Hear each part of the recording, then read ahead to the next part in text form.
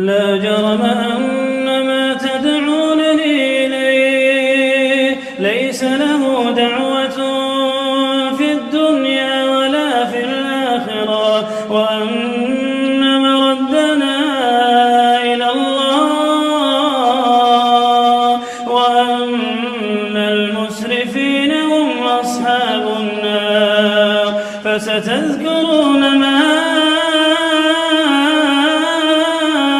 أقول لكم وأفوض أمري إلى الله، إن الله بصير بالعباد. فوقاه الله سيئات ما مكروا، وحاق بآل فرعون سوء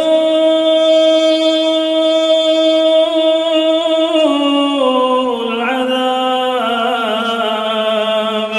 النار يعرضون عليها غدوا وعشيا، ويوم تقوم الساعة أدخلوا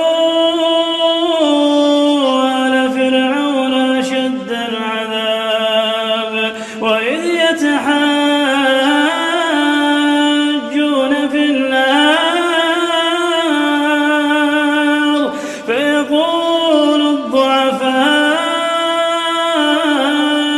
للذين استكبروا إنا كنا لكم تبعا فهل أنتم مغنون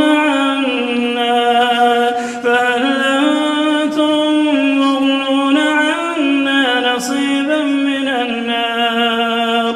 قال الذين استكبروا إنا كل فيها إن الله قد حكم بين العباد.